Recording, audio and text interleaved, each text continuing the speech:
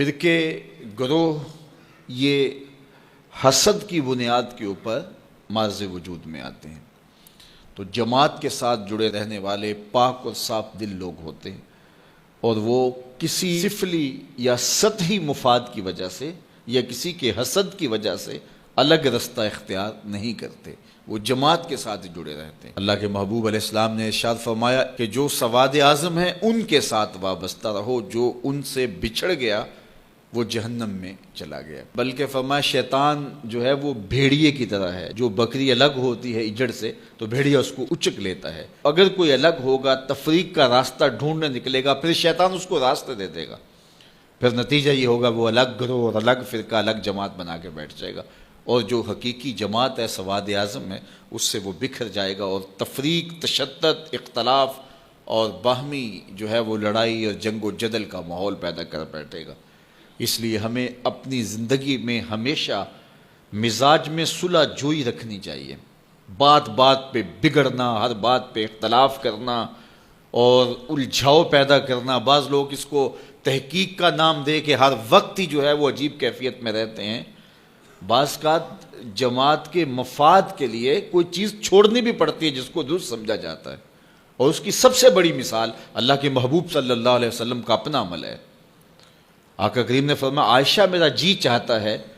کہ کعبۃ اللہ کی تعمیر طرز ابراہیمی پہ کروں، لیکن میں یہ سوچتا ہوں کہ تیری قوم کی عصبیت نہ جاگ پڑے، یعنی قریش کے دل میں یہ بات نہ آئے کہ یہ ہماری خاندانی جو تعمیر ہے اس کو توڑ کے ایک نئی تعمیر انہوں نے سامنے لائی ہے۔ اگرچہ بات کسی ایک آدھ شخص کے دل میں آتی اور وہ اس کو دور کرنے کی کوشش کرتا، لیکن اس کے باوجود حضور علیہ السلام اس سے بھی بچے کہ کہیں اس میں جو ہے وہ لوگوں کے ذہن میں جو ہے وہ ایسی بات نہ آنے پائے۔ اب یہ کتنی بڑی بات ہے، اگر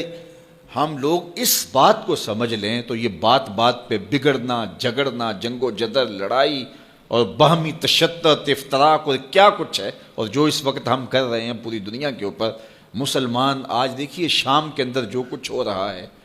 اور ہم آپس میں جو ہے وہ باہم دست و گریبان ہیں۔ ہم چھوٹے ہوتے تھے تو وہ ایک کہانی پڑھتے تھے کہ ایک تھا تیتر ایک بٹیر، لڑنے میں تھے دونوں شیر، لڑتے لڑتے ہو گئی گم، ایک کی چونچ اور ایک کی دم، دونوں کو نقصان ہو گیا، ایک کی چونچ جائے گی اور ایک کی دم جائے گی۔ تو ہم جب امت مسلمہ آپس میں جنگ و جدل کا ماحول ہی قائم رکھے ہوئے ہوں گے تو پھر نتیجہ کیا یہ ہوگا کہ شام کے اندر جو ظلم ہوا، اس سے قبل جو یمن میں ہو رہا ہے، اسی طرح برما میں جو کچھ ہوا، افغانستان کے اندر جو کچھ ہوا، 56-57 اسلامی ملک اور ہماری یہ حالت، بس ہم جغرافیائی الجھنوں میں ہیں۔ اس امت کو اس تقسیم میں ڈالا گیا۔ یہ اب بھی بہار عرب پچھلے دنوں میں چلی، عرب نیشنلسٹ اور یہ جو کچھ بھی ہے، یہ تعصب اور یہ عرب و عجم کی تقسیم اور یہ سرحدی تقسیم امت مسلمہ کے اندر امت کو منتشر رکھنے کے لیے یہ بت گھڑے جاتے ہیں تاکہ امت تقسیم رہے۔ تو جب سلطنت عثمانیت توڑی جانے لگی تو اس وقت یہ بات کہی،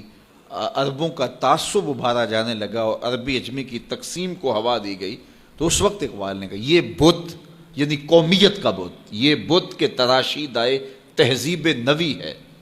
یہ نئی تہذیب نے یہ بت تراش کے ہمیں پوجا کے لیے دیا ہے کہ اس بت کو پوجو۔ قومیت کا بت جب رکھا گیا اور جو ہے وہ عربوں کو ترکوں سے بغاوت کا کہا گیا کہ وہ عجم ہو کے تمہارے اوپر حاکم ہیں، اور یہ بت تراشا گیا اور عربی عصبیت کو ابھارنے کے لیے اور جو ہے وہ جغرافیائی تعصب ابھارنے کے لیے اور نسلی تفاخر ابھارنے کے لیے یہ عجمیت کا اور یہ عربیت کی تقسیم کا بت، یہ قومیت کا بت جب تراشا گیا تو اقبال کتنا زیرک شخص تھا، اس وقت کہا تھا کہ یہ بت کے تراشیدہ تہذیب نوی ہے، یہ نئی تہذیب کا تراشا ہوا بت ہے،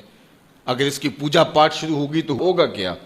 سنیے ذرا، یہ بت کے تراشیدہ تہذیب نوی ہے، غارت گرے کاشانہ دین نبوی ہے۔ اس بت کی پوجا کا مطلب یہ ہے کہ تم دین کے کاشانے کو غارت کر رہے ہو، دین کی عمارت اپنے ہاتھوں سے ڈھا رہے ہو۔ تو پھر ہمارے لیے میسج کیا ہے؟ تو اقبال نے میسج دیا، بازو تیرا توحید کی قوت سے قوی ہے، اسلام تیرا دیس ہے، تو مصطفی بھی ہے۔ کہ تیرا بازو طاقت ہوگا جب تو وحدت کا سبق پڑھے گا اور توحید کے سائے میں پوری امت اکٹھی ہوگی. جغرافیائی تقسیموں سے نکل کے، عرب عجم کی تقسیموں سے نکل کے توحید کے سائے تلے جب یہ فرزندان اسلام اس شناخت کے ساتھ کھڑے ہوں گے تو پھر بازو مضبوط ہوگا. اور تیرا دیس یمن، شام اور یہ نہیں ہے، تیرا دیس کیا ہے؟ اسلام تیرا دیس ہے، تو مصطفی بھی.